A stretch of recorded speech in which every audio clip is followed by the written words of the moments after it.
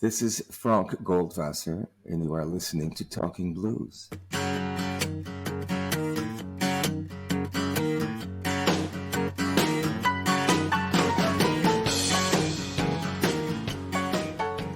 You were just in California recently. Yeah, I spent a month in California. Yeah, I And what just was that experience like? well, it was good. I mean, it was good. I was busy. I did a lot while I was there during those 4 weeks. It's when I go back to Cal. I mean, that was my second trip back to California since I've relocated to Paris, and it's kind of a bittersweet experience. It's kind of an unsettling experience because when I go there, I consider it my home. I've lived there for 40 years. Um, so when I go back there, I'm glad to be back, but I feel a little bit bitter about not living there anymore, at least not on a permanent basis. It's a little bit disorienting because you know I'm not really sure where I live. I since I've been back in Paris, uh, I I haven't really been able to completely adapt, and I don't really feel like I'm living in Paris. I feel like I'm just kind of passing through.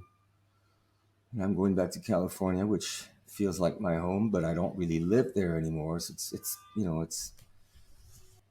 unsettling. Yeah. But it's interesting because when we last spoke, you talked about your daughter wanting to Yes, have that Paris experience, and yes, now you have brought her back to Paris. I know it's a little yes. too early to tell, but it must be kind of interesting to share the city of yours to Oh, your daughter. it's well, I'm thrilled to have her with me. It's not her first time here. She was here when she was 9. Now she's 18, so it's not, it's a completely different experience for her and for me. It's great to have her. At the same time, I'm looking at her and she's here in this apartment, and I feel like I'm hallucinating. I have to pinch myself, because both worlds are meeting. Here she is. And so, yeah, I mean, it is interesting. Again, it's a little bit, takes some adjustment. I'm sure. Um, I want to begin by talking about how you got into the blues. Tell me how that happened. Well, it happened in it was let's see, what's the best way to describe it? Almost like a spiritual experience. When I was 16 years old when I discovered this music and the culture that it came out of. But it happened in a very mysterious kind of way. I was not nobody, no one I knew was listening to this music or knew anything about it. Um, I remember walking into a record store in Paris one day on my way home from school. There was this record store that always intrigued me, kind of, frightened me a little bit. It was one of those. It was a record store that specialized in imported records, from America, and that was a big deal at the time. So anyway, one day I felt compelled to walk in, and for no explainable reason, I asked for a blues record, which was very, very odd because, again, I had never been exposed to that kind of music. I basically didn't even know. I didn't know what it was that I was asking, and I asked for a blues record, and I walked out with a record by a guy that knew nothing about, never heard of, and put it on when I got home. Put it on the record player, and I don't think I even listened to the whole thing. It just it didn't grab me particularly. I put the record away, and some time passed, Um, I couldn't tell you if it was weeks or months. I don't know. Some time passed, and I had a very strange and very powerful dream one night. It felt more like a visitation. It didn't feel like a dream exactly because I felt like I was wide awake. I don't know if you've ever had dreams like that that are so vivid. You feel like you're awake and you're having this experience. Hmm. And so I had this experience, this vision, this whatever you want to call it. This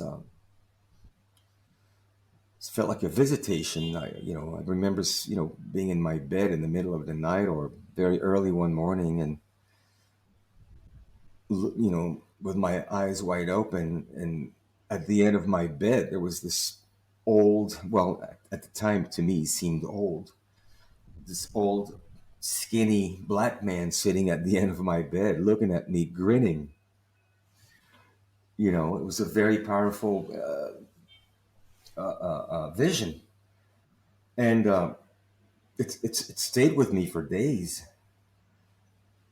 And one day I felt compelled to get out the record that I bought previously, whether it was weeks, yeah, it was probably weeks before, that I had put away.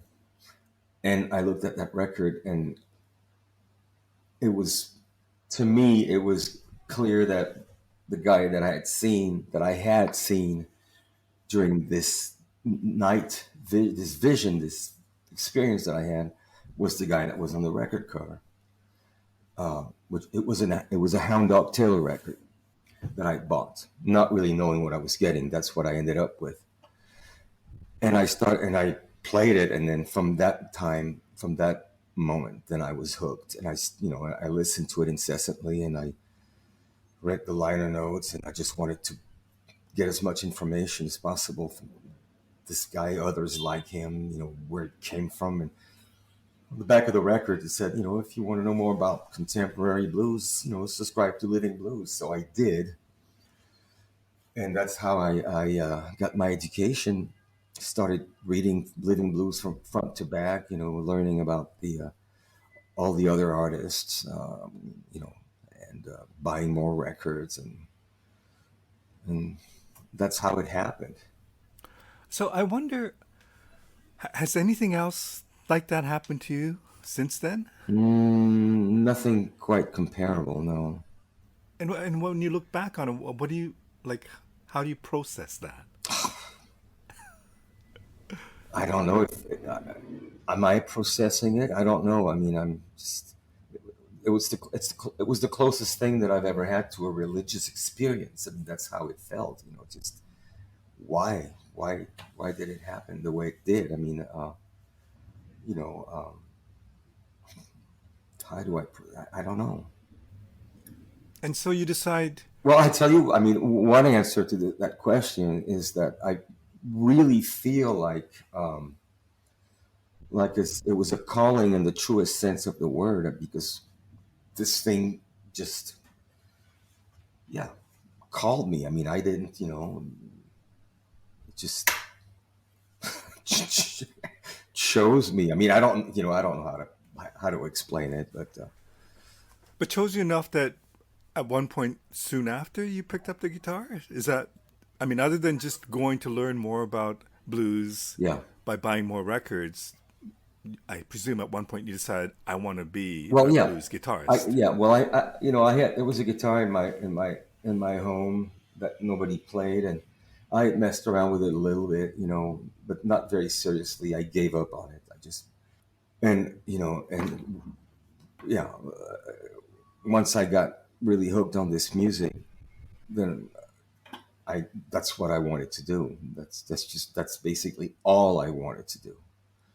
I up until that point, my focus had been drawing, and from the moment that I got into involved in playing this music, my interest in graphic arts and drawing gradually faded, and that playing blues guitar became my my focus, to the exclusion of everything else. I mean, I basically didn't want to do anything else. All my spare time was devoted to that. And Did you know what that meant? Like, did you want to be Hound Dog Taylor, or were there yeah, other I guitar did. players I did, absolutely. more so than anybody else? Well, at first, I mean, he was my first exposure to this music. But then, as I discovered about other artists, yes, I wanted to be exactly like them. I wanted to look like them as much as possible. Try, wear the same kind of clothes that they did, and just, yeah, I mean, to the extent of my my capabilities. Okay, so how easy was it for this young Parisian kid to learn the blues through records? And I don't know what other and reading articles from Well, Living Blues, but well, how did you learn that well. to play that? At first, I was very isolated because I didn't know anyone. Certainly not anyone in my age group who shared that interest. So I was very isolated. It was a very isolated experience. It was just me and my records, in my room, you know. Um, and as I started to go out to hear concerts, and there weren't very many blues concerts in Paris. This is the mid '70s. A couple of times a year, the Chicago Blues Festival came through. A couple of other things, but blues concerts were few and far between at the time. But there were a few things to go to. So my father took me to those concerts. Took me to see Muddy Waters. He took me to see. I mean, I saw a lot. He took me to see, Mighty Joe Young, Luther Allison. All the guys that came through Paris. BB King, Albert King.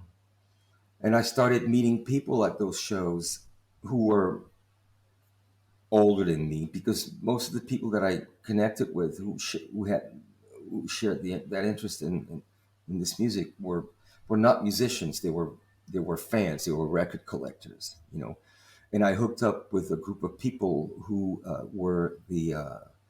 ran a blues magazine, who was possibly the first French language blues magazine. It still exists. It's called Soul Bag.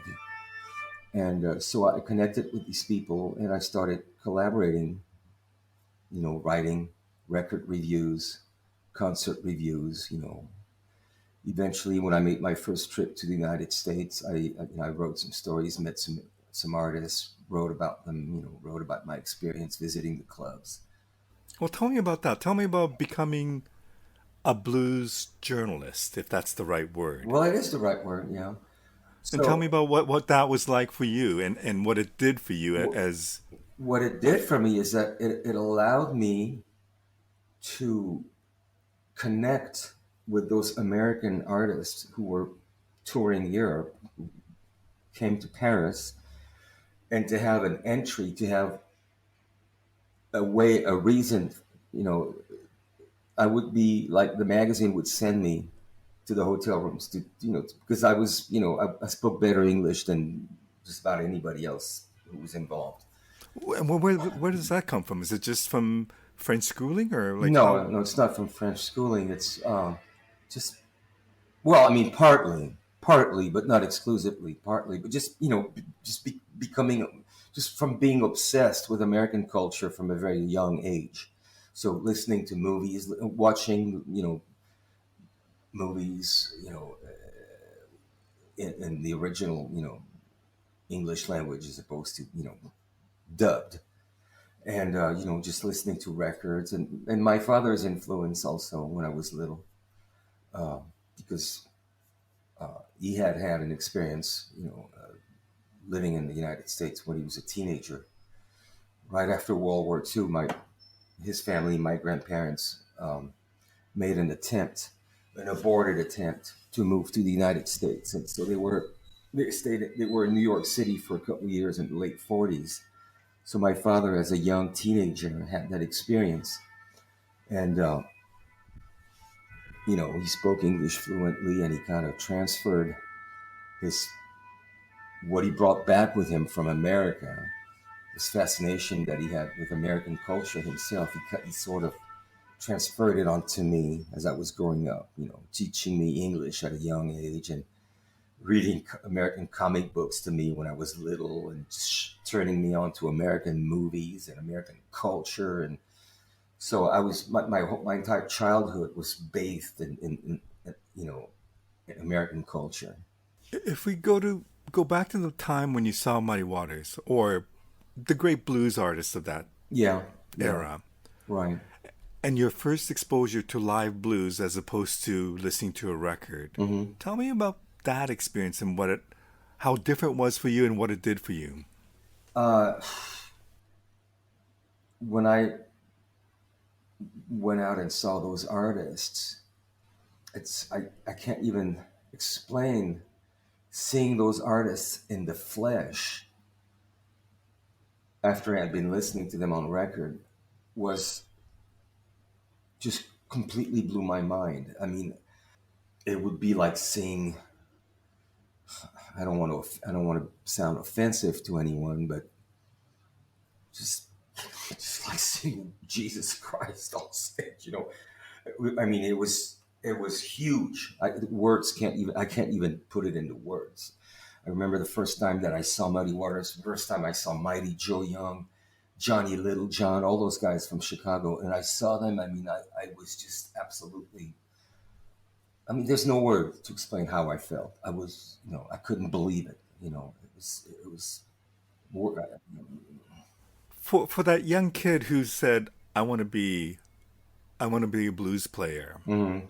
and listening to records and having some sort of an idea as to what that blues is, to now witnessing one of the greatest, Muddy Waters or BB King.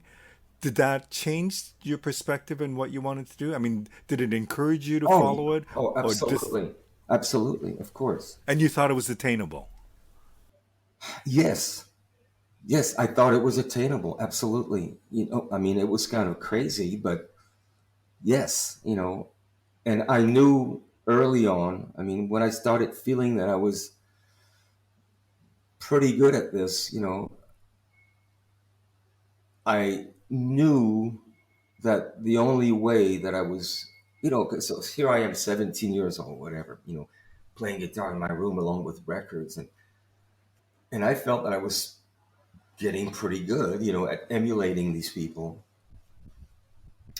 But I asked myself, but am I really good? Am I doing the right thing?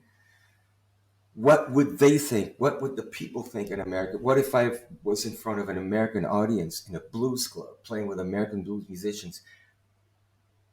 Would they think that I'm pretty good, or am I just fooling myself?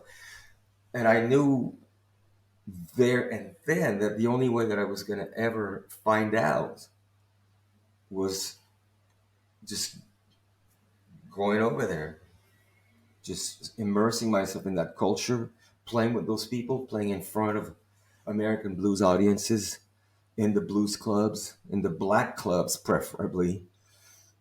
And then I would know, because I knew that staying in France, I would never know, because, this is American music. This is black American music, you know? But you did play with some American artists who came to France. Did Well, that happen after you went to the States, or was it before?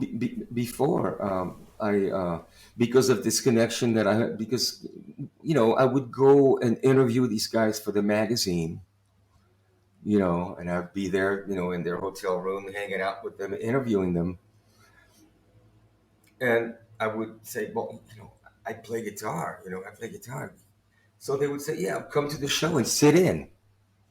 So I started sitting in with those guys. I sat in with a lot of guys who came through. Jimmy Dawkins, George Harmonica Smith, I mean, a lot of the Luther. I never did sit in with Luther Allison, but um, you know, Bull Folsom, Philip Walker, you know. These are heavyweights in the blues. Oh, the heaviest, yes, of course, of course. Until I eventually met Sonny Rhodes, who was my hero. He came to Paris in 1980, And you know, I literally attached myself to him, and I ended up playing a gig with him. My first gig ever was with Sonny Rhodes. Uh, he stayed after, he came through with a package of, blues artists from the Bay Area, and he decided that he wanted to stay in Paris for a while. So when all the other guys went back to California, he stayed around a little bit, and I got to play a couple of gigs with him, and that was my first experience playing, playing it, getting paid for doing this, and that's, I knew that's what I wanted to do. There was nothing else I wanted to do. So, you know, And then when you did play with him, did you think, I think I'm good enough? yes, I felt like it was good enough. Yes, I felt like it was good enough. And then he suggested that if you ever came to the States to look him up. Well, I asked him one day. I asked him. I said, Sonny, if I came to the States, if I came to, would you think that they would let me play? And he said, yeah, you come to Oakland, look me up, and yeah, I'll get you playing, And so that's that. That was the catalyst. That's what That's why I moved to Oakland. That's what as opposed to Chicago or some other place. Okay, so you moved there and you want to basically achieve your goal of playing blues, preferably in black clubs. And this Well, doesn't take long for it to actually happen. well, it was yeah. I mean, I was very very lucky. You know, I mean, I guess yeah. I guess luck, the timing of my visit. I mean, yeah, it happened very fast. I mean, I got a gig immediately. I was hired immediately, basically within 2 weeks of arriving there. I got hired by Troyce Key, who was the owner of Eli's Mile High Club, which is a, you know, kind of an iconic blues club in Oakland. And it just so happened that he was looking for another guitar player to play in his band. I got like the most desirable gig that there was in the Bay Area, playing in Troyce Key's band Fridays and Saturdays at Eli Mile High Club, backing up, Lowell Folsom, Percy Mayfield, Pee Wee Creighton, Jimmy McCracklin, Charlie Musselwhite. I mean, it happened so fast, you know. And so, okay, how how easy was that transition and how did you fit in and what did you learn from that experience? Yeah, and it's funny. I mean, it's funny. On one hand, it was happening so fast that my head was spinning. When I think back now, 40 years later, I wish that I had been. I wish that I had been able to absorb more from the experience because it was going so fast. I could, I didn't know what was happening. I mean, literally, I'm in the States for like less than a month, and I'm backing up these people. It was too much. I mean, I didn't know what was going on. It was going so fast. But at the same time, because I had been in that space already for so long. I mean, when I was still in France, I was in my head, I was already there. I was seeing it happen, you know.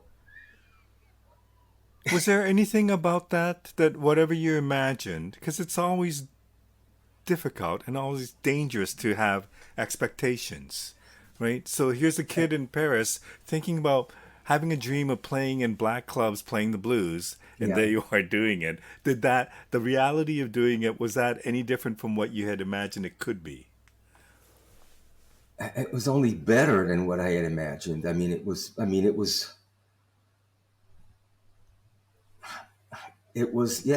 was literally having an experience of my wildest dreams materializing, becoming a reality, except that it was beyond my wildest dreams. Because I had no idea that I would be playing with Percy Mayfield and Pee Wee Creighton and Lowell Folsom and all these guys, Smokey Wilson, and it was like, you know, bang, bang, bang. One week we're backing up Percy Mayfield. The following week we're backing up Pee Wee Creighton and Jimmy McCracken and Lowell Fulson. It's like, wow, you know. But it was, oh, you know,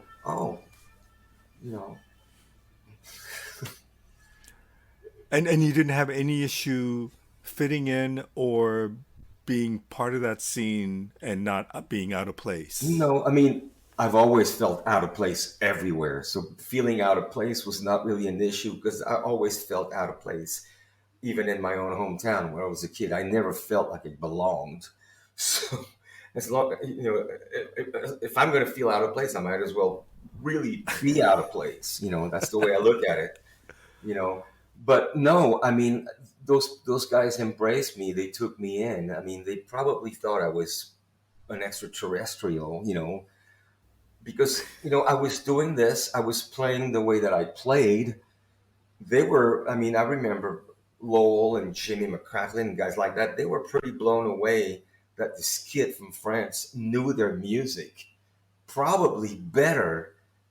I'm not gonna. I mean, this probably sounds pretentious, but I knew their music better than most guys that they were used to playing with who were born and raised there. I had kind of an encyclopedic knowledge of the material, the discography, where they were born. That kind of blew their mind. They were like, "This is weird." So I mean, they thought I was, they didn't know what to think of me, but they took me in. They didn't. They made me feel like I was, you know, part of the family. At this point, do you know your style?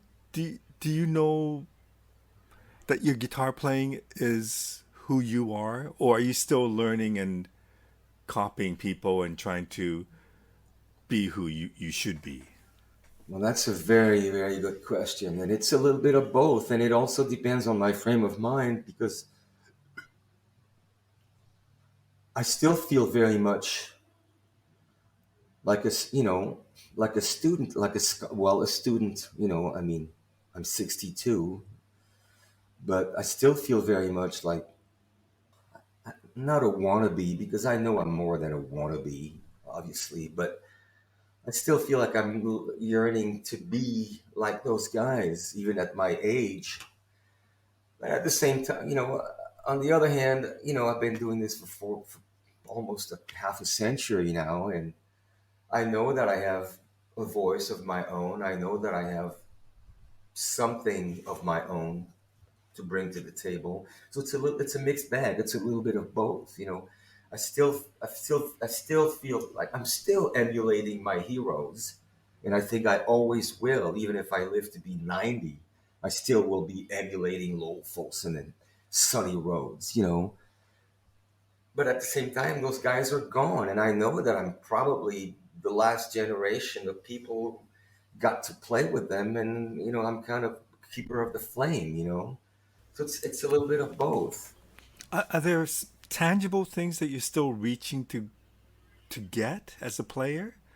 Uh, When you're saying you still, I mean, I know you'll always be learning, and I guess as a musician, you'll never feel like you've mastered it and got you figured yeah, it out. But I exactly. mean, are there things that you, at the age of 62, think I still need to do this?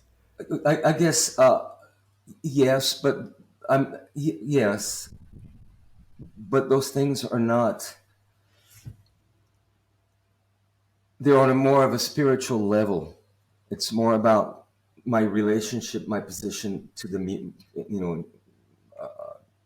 to the music. My how do I relate? How do I position myself? In relationship to this art form. It's not learning more stuff. I'm trying to unlearn stuff.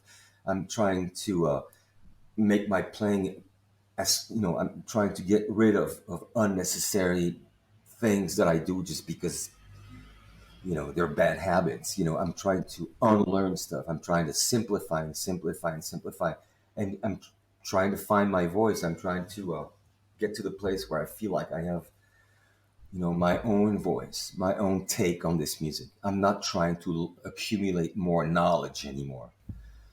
You know, At what point do you realize that?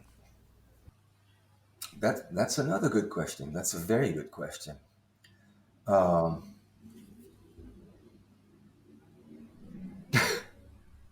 mm, Like, is that something? I presume it comes with age. Is that yeah, something that you thought about in the last 10 years, or is that something that's been with you for a lot longer? I would say probably, well, definitely the past 10 years, definitely maybe a little bit more. You know, yeah, So when I talk to people about your guitar playing, they just talk about like low down, dirty guitar playing. yeah. That's kind of, When it also seems like you're kind of associated with the West Coast blues sound more than anything else. yeah. How important was Chicago blues or even Mississippi Delta blues, or were they not important at all? Well, they were extremely important, but see, I don't really make that distinction. I mean, I suppose I did at one point, but not anymore. To me, it's just it's blues. It's blues. I don't really make that distinction. I know that people have told me that when they listen to me play, they hear it all. I mean, yeah, they hear influences from Chicago guys, Mississippi. I mean, I don't make the distinction really, because I love it all. I love it all. I've learned from all those artists from different areas, different time periods. So I don't make that distinction really. I don't go like, oh, I'm playing Chicago blues. I can't do this because that's not Chicago blues. No, I don't think like that. I just mix it all up. But I was mix it it was up. it ever important for you to go to Chicago and spend time and work with Chicago I musicians, never or go to? did. I never Okay. did. I passed through Chicago. I never spent any time there. But I presume a lot of Chicago musicians came to the West Coast and you played with Uh, them. Not that many. A handful. Uh, I played with Sonny Land Slim. I played with A.C. Reed when he came to the West Coast. I played with a handful of Chicago guys, but not that many. Dawkins, Jimmy Dawkins. I- I'm probably forgetting a couple, but James Cotton. Not that many. Not So that you many. you quickly get a gig in Oakland and you get to play with a lot of your heroes. Mm. At this point, do you have goals? Where do you go next?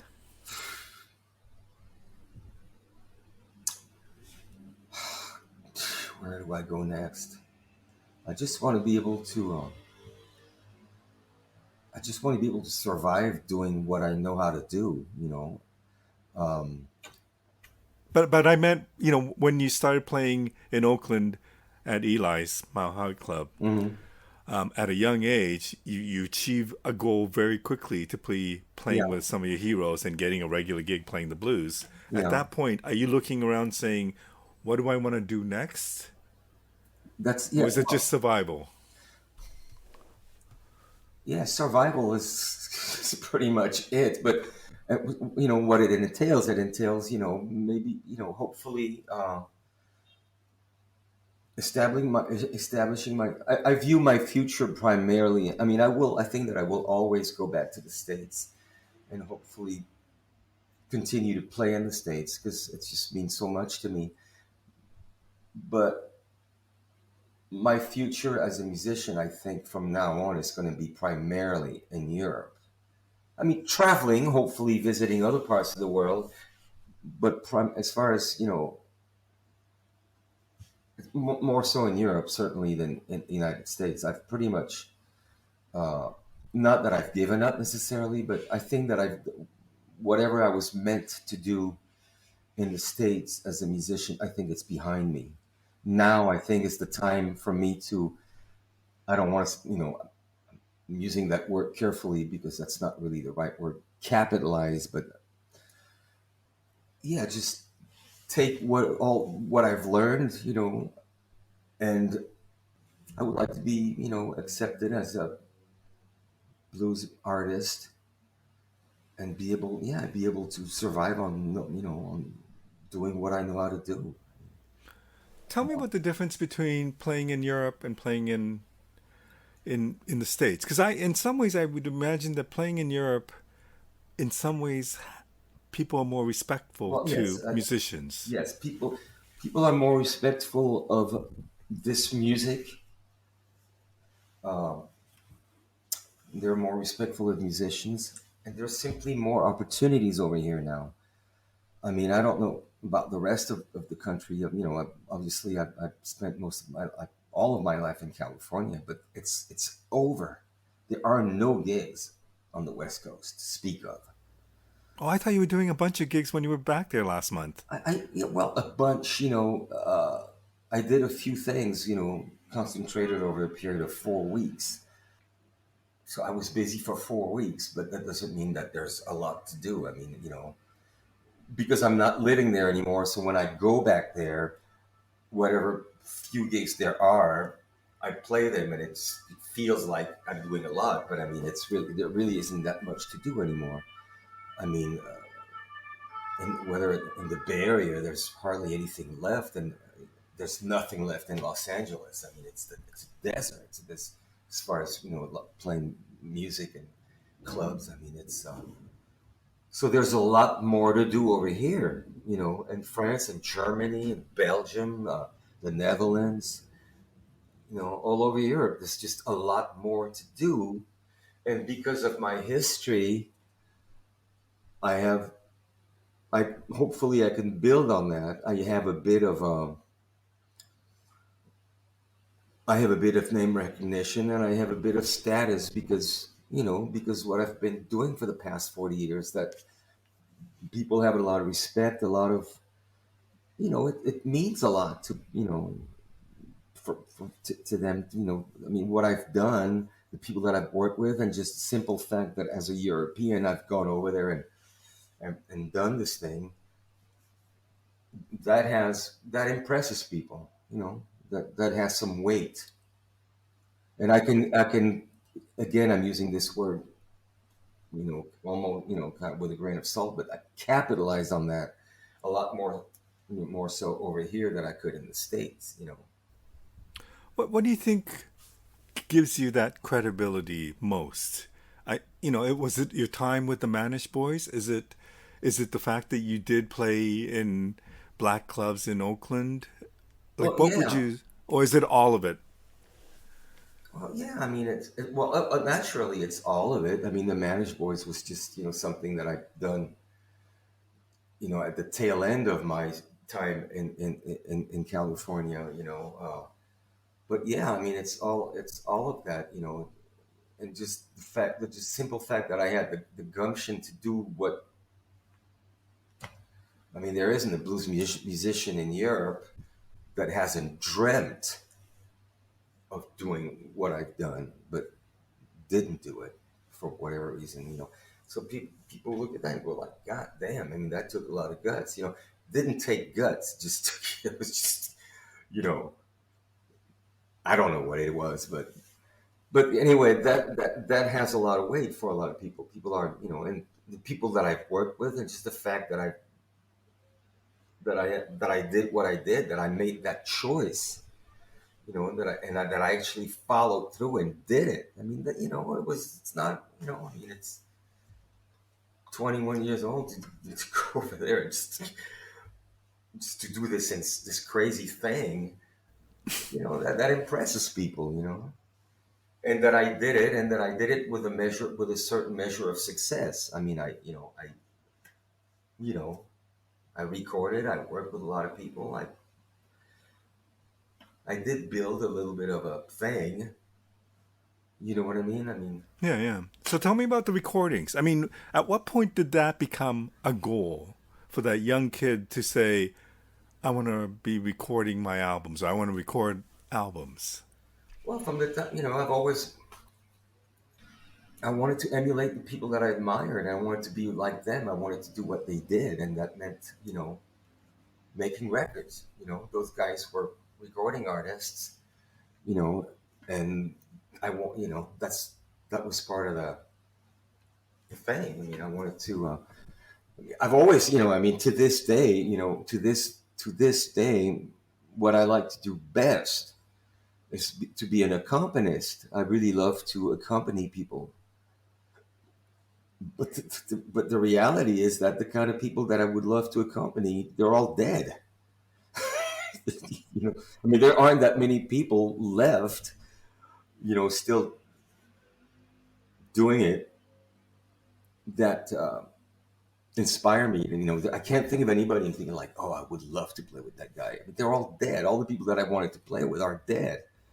Why do you think that is? They Not why don't. do why are that, I mean, but why do you think that the people that you want to play with are no longer here? That there is no younger players of that level? Is that what you mean? Is that well, yeah, because the thing that I fell in love with, and and that has inspired me for my entire life, was a very specific thing. It was really a product of a culture, you know, uh, which is extinct. I mean, that the generation of people, of artists that really moved me deeply, they're gone. The younger guys that are playing now, they don't have that thing that moves me. That thing is a lost thing. You know, can you describe that thing? What no, that is? that's very no. I don't think I can. I don't think I can. I really don't think I can. Um, But it comes of a time and age and circumstances as I mean, much as anything even else. I don't want to even. I have to be very careful about what I'm going to say because I don't want it to be misinterpreted. It could be very easy to misinterpret, but I'm going to say it anyway. When you take the young black artists that are, there's resurgence now of younger black. For the longest time, young black people did not want to have anything to do with blues, as you probably know. And in the '90s, there came this new generation of black artists who kind of claimed blues as their heritage, rightly so. But when you look at the younger younger generation black artists who are playing this music now, and this is where I have to be extremely careful with the words that I use. Uh, there's something that's been lost. I mean, obviously they're part of the lineage, but this is difficult and it's very sensitive. Uh, I, um, I get it. I listen to. I don't want to name anyone. Some of the younger guys that are African Americans who are uh, working the blues circuit.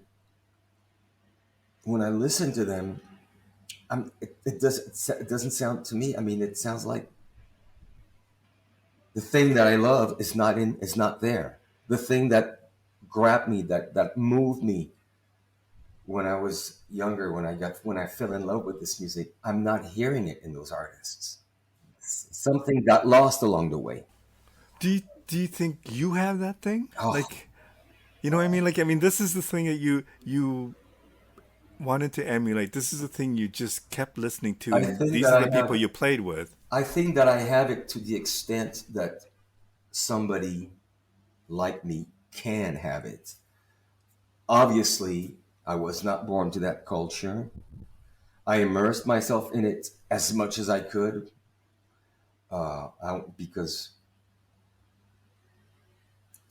obviously, I was very much aware of the fact that I was not of that culture. So I had to do everything that I could to grab,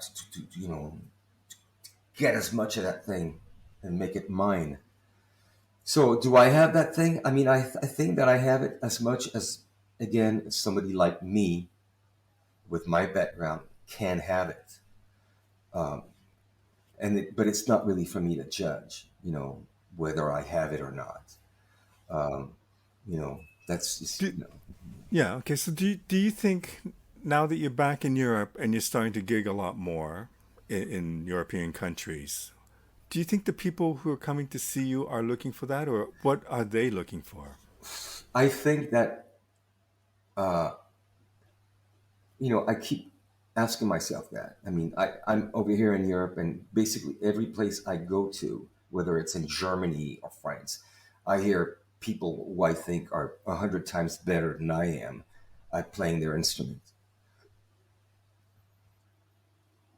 However, I think that people are hearing something when they hear me that they're not hearing when they listen to other European guys who have not had the experiences that I've had. Right. Uh, I don't know. Does that make sense? Oh, it So makes I'm total sense so to I'm me. thinking that there must be something that I'm bringing to the table that most European guys don't have. So maybe I didn't waste the past 40 years of my life. Maybe I have something to offer that I have that has rubbed off on me, from playing with those guys, in the ghetto joints, because that cannot be faked. That cannot be faked. I mean, I hear guys in Germany or just about any other place in Europe. I mean, they're everywhere. Guys that have studied the music primarily from records, and they're excellent. I mean, they play excellently. Like I said, I often feel like they're playing much better than me, but there's something that's lacking. There's something that's lacking. They've learned it in a very academic kind of way, and there's an element that's kind of not really tangible. That's really hard to describe. That's hard to explain. That's lacking.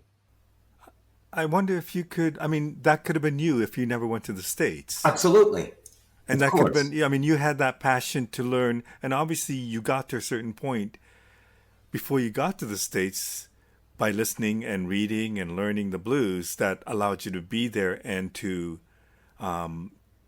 fit in very quickly. Yeah, But I wonder yeah. what that thing is that you got from playing in the States, playing with all these greats. It's a life experience that I could not have had if I'd stayed in Europe. Living in East Oakland, for all those years, you know, living with these guys, not just playing music with them, but living literally in the same town, in the same neighborhoods, being neighbor with Jimmy McCracklin and whoever, all those other guys, just eating in the same restaurants, eating in their houses, just living next to them, not just copying their music, but just having a life experience. I wonder, as that young kid who dreamt of becoming a blues musician and then seeing the realities of the blues and to hang out with these blues legends, Hmm. what's the greatest thing you learned from that experience of hanging out with Jimmy or Sonny Rhodes or whoever? Oh, wow. I mean, wow. I wonder, in some ways, these were rock stars to you, right? These were, Well, they were more than rock stars to me because they were something that rock stars are not. I mean, rock stars are like almost unattainable, unreachable. They're almost not human. But these guys were yeah. very human. They were just like so human, so real, and also they were very obscure to most people. I mean, a guy like Lowell Fulson or Percy Mayfield, there was a time in history when they were stars to their people. But by the time I got to play with them and got to know them, they were past that time. They were, I mean, it's just a reality. And so these guys But were, but seeing that reality, because it was like you grew up thinking, "This is what I want to do," and that thing of what you wanted to do wasn't necessarily make lots of money, no, well, right? So not at when you all. got to see that reality, what did that change your view of things at all? I think that I had an awareness of that already. I mean, I already, I knew. I mean, I knew that. I knew that. I knew that these guys were. Some of them were lived in poverty. That I knew that those guys didn't have any money. That they were just, you know. I mean, it became, once I had that experience myself, when uh, I mean, it hit me like a ton of bricks. But it was not really a surprise. It's just that it was like, there's a difference between having an awareness about something and just having it right in your face, experiencing it for yourself. I mean, I remember that was a time in the early 90s when I find myself completely down and out, and I actually applied for welfare. And I remember standing in the welfare line, one January morning, downtown Oakland at 7 in the morning, being in line to apply for welfare. Me, French fucking French boy, like, and I remember standing in that line with all those people who were like the poorest of the poorest, black people, you know, Mexicans and white people that were completely down and out, talking to themselves, just. And I'm standing in that line, and I'm thinking, wow. And I'm telling myself, so you wanted to come here and live the blues? Well, congratulations, because this is a complete success. You have succeeded beyond your expectations. You are standing in the fucking welfare line with all the most down and out people in American society, and here you are one of them. You are with them. Congratulations. I hope you're proud of yourself. This is what's going through my head as I'm standing in this line in the Does this welfare line. happen because there are no gigs? Is it like what caused that to happen in the Oh, just 90s? what caused it to happen was just a series of circumstances and just very poor planning on my part and just stupid decisions. Uh, How did you get out of it? um, you know, I how did I get out of it? Uh, you know, friends who helped me, staying with people for free for a while and getting back, finding work again and um, getting my mental health together, because I suffer from depression, and that's very problematic. Um,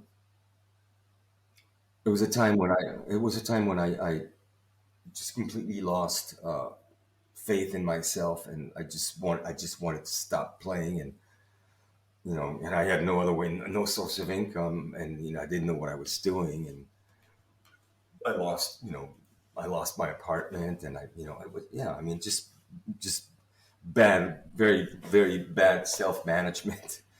You know, Do you remember how you got the passion back? uh, how did I get the passion back? It's not so much that I lost the passion; it's just that I just lost faith in that I could really get anywhere with it, and I guess I just realized that there really wasn't anything else that I wanted to do or that I could do. I realized that I was at a point of no return, and you know, and this is what I've chosen. I'm stuck with it. There's no turning back. This is it. Right. But was there a moment after that that you were on stage or in a recording studio or just sitting with your guitar that you thought, I'm good with the fact that this is what I do? It comes and goes. It comes and goes. There are times when I feel okay about what I do. I feel okay with my choice, with my choices, and other times I'm thinking like, but what am I doing? What am But I when you think doing? about that 16-year-old kid who was listening to the Hound Dog Taylor album and to see the people you played with, the experiences you've had, the places you've played, Yeah. and maybe that's just, sugarcoating it, but it's a pretty impressive history that you've had. And And granted, mental health is a different story and it's a Yeah, difficult thing to deal with, but yeah, you're still playing after 50 years, and you can go play festivals and yeah, and and yes, and I have come to accept the simple fact that even when I'm feeling down, which is unfortunately, it's part of my life, probably always will be, but I have come to accept that the only thing that really lifts me up and that makes me feel better is playing music, especially in front of an appreciative audience. Doesn't have to be a lot of people, but when I'm feeling down, I try and remind myself, say, this, you need to play more. That's what it is. You just need to play more because playing makes you feel better. That's what you need to do. how much does writing come into that? Is I'm it so, just about playing, or do you want to write more? well, that's also important to me. I mean, of course, but I'm not a prolific writer. I need to have a project. I need to be working on a project for me to write to write material, and I do. If somebody has a project for me to somebody, if I have a recording to make, then I will write material because I don't want to record cover material anymore. I mean, I when I play live, I mostly play. Ah, that's not really even true. I was going to say I mostly play other people's songs, but I really make a point of playing my own material even when I play live. But certainly when I record, I absolutely want to record my own material because I really think that that's, to use an Americanism, that's what separates the boys from the men. I mean, the artists that I admire, again, emulation, are people who wrote their own material. That's, songwriting uh, is where it's at, really. And also financially, of course, because, if you get lucky and you write a song that is being played, then you're going to get, reap the benefits. But so, yes, I do write, but I don't write unless I have to. So if I have a recording project coming up, then I will write because I need to, because I don't want to record other people's songs anymore. At this stage, do you have goals? Well, again, yeah, my goal is just to be able to survive doing what I know how to do. And I know it may sound like I don't know what it sounds like really to hear for you to hear me say that, but it is my goal. That is my goal. It's just to But be I able. wonder how much of that is the pandemic and how much of it is just the realities No, of. no, no. That has nothing to do with the pandemic because it's always surviving doing what I know how to do has always been a struggle for me because I'm not a business minded person. I've been obsessed for all these years, for decades now. I have been obsessed with playing music, with this music, uh, to the detriment of the reality of making a living. Earning money has always been secondary to for me. It's like the music comes first. Earning a living, you know, it'll happen, somehow. But it's never really been a priority for me. Somehow I've made it this far. I'm not really sure how, because earning a living is almost kind of like, that's like a foreign concept, you know, you know, Yeah. playing music with intent and soul. That's my priority. Making money is like, I don't really know how to do that. I don't really want to deal with that. So yeah, so that's why I say my goal is to survive doing what I know how to do. It's because literally I've never been very good at that. I never have been very good at that. You know, uh, so yes, it's. it's almost like a dream, almost more than a goal. It's like, wow, can I get my shit together once and for all, and market what I know how to do. But I would presume going back to Europe helps in that cause. Well, yeah, because I believe that, going back to what we were talking about earlier, I think that there's better prospects for me over here than in the States. I don't, and there are. I mean, there are, but still, nothing's going to fall on my lap, without me, working for it. Right. And the last time we spoke, I think you talked about doing an acoustic album. Well, I don't remember what it was that I was referring to exactly. Acoustic. I think that maybe what I was talking about was making a solo album, not necessarily acoustic, maybe partly Okay. acoustic. But yes, I would like to do that.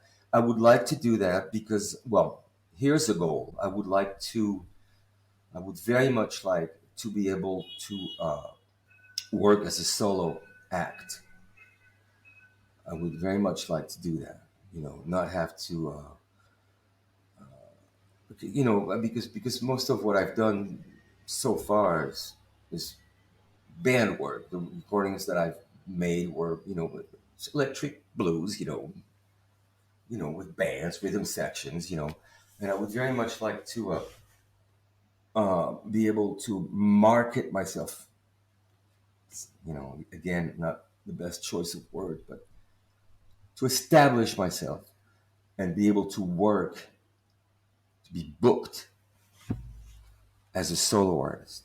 To be able Is to, that something that you consciously work on? Like, I mean, when you're at home, you pick up the guitar. yeah, constantly, yeah. Uh, So, yeah. because I know you're used to the band format, would that be a completely different thing for you to be doing? Well, it's Like, would not. it feel awkward?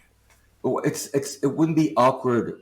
It's frightening because I haven't done it much. I've done very little of it, so it's scary to be in front of an audience by yourself. Without a band to, when you're playing with a band, you can not necessarily hide, but they got your back. It's Right. you're not naked, just you and your guitar in front of an audience. But when you're by yourself in front of the audience, you really got to deliver. There's nobody else. It's just you. That's very intimidating, but it's also very gratifying. I mean, the little that I've done it, I just love to be able to go and do a gig without anybody's help, just me and a guitar. I feel good about it. It's like, wow, I can do this by myself. I don't need anybody. It's very rewarding. And it's also financially rewarding. Of course, Hmm. you can, hopefully, I think you could get better pay. I mean, you could work work more often, get better pay, because it's just you.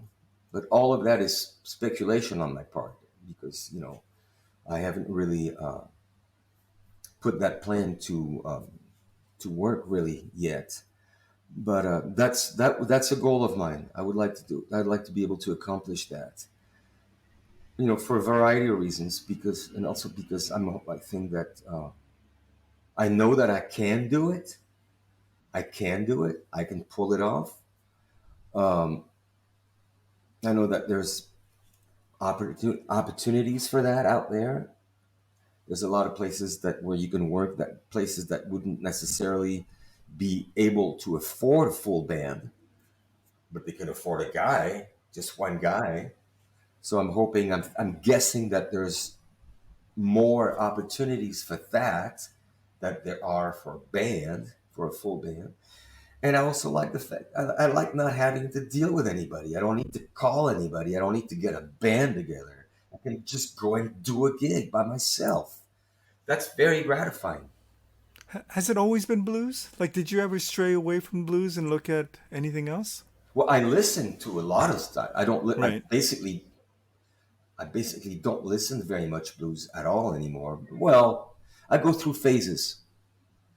I'll go through phases where I don't listen to any blues for months, and then I go back to it. I need to hear it. But I found out that whenever I want to hear blues, I just want to play. You know, if I want to hear blues, I just play my guitar. I don't need to hear anybody else play it. I can play it myself. You know, I know it sounds kind of funny, but it's true. If I want to hear blues and I put on a record, like I'll just take it off. I'll start playing it. I might as well play myself. I don't need to listen to some other guy do it. You know, when I listen to music, oftentimes it's not blues. It's it can be. I love country music. I love jazz. I love it. I never really developed a taste for classical music that much, but But you if you know, do the solo work for solo album, is there a chance that we would have something a little more than blues? And not to minimize blues, but no, probably not, because I think that's one thing that I've come to terms with. I mean, there was I've gone, like I said, I've gone through different phases, and I've been like, what am I doing? I can't just play blues, you know. But I think I've come to terms with that. You know, that's what I play. That's my musical language. That's what I do best, and that's what I'm gonna do.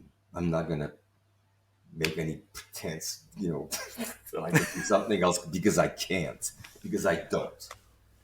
well, thank God for that. I mean, You I know, know it's different from my point of view, but you've been doing this all your life, and you basically followed a dream that a young kid had, which when you think about it, some kid in Paris wanting to be a blues guy just from listening to Hound Dog Taylor records and winding up playing with the people that you've played with and having a career that's lasted this long. It's a pretty interesting journey.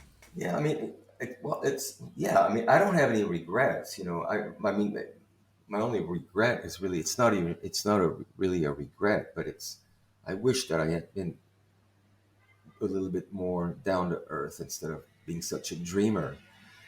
I wish I had been a little bit more realistic. You know, maybe anyway. But if you didn't dream, I don't know if you would have gotten to where you have. Maybe not, maybe not, Yeah. maybe not. But what I was going to say was that, yeah, I've come to terms with the fact that I'm a blues player, I'm a blues artist. For lack of, I don't know what else. I remember somebody out, Charlie Muscle was being interviewed by a guy one time, and the guy asked him, and he said, "So, do you consider yourself a blues man?"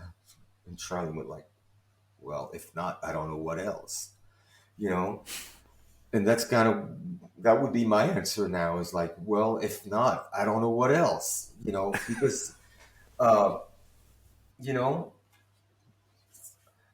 yeah, I've come to terms with the fact that that's what I do, that's who I am, and that's all I know, and that's just what I do best. And when I play and sing now, I try to play in a way that is just try to play as simply as possible. I just try to play. I try not to be clever. To me, there's nothing worse than to hear somebody play blues and somebody who's trying to be clever. It's like, ooh, playing some jazz licks, and I'm doing this, and I'm playing some modes. I remember Albert King saying one time, it's like, if you're gonna play the blues, just play fucking blues. And I'm getting it now. I didn't get it back then. If you're gonna play the blues, just play the blues. Just don't try to be smart about it. Don't try to. But that's me. If you're gonna play the blues, just play the blues. If you want to play mixolydian modes and shit, just do something else. If you're gonna play blues, just keep it the blues. I agree. Thank you so much for doing this. Oh, my pleasure. I look forward to hopefully hearing that solo album because I think it's a great idea. Thank you. Thank you very much. I think it will become I need to do it. I need to do it. I need to do it. For sure. Thank you so much for this. Well, thank you. Thank you very much.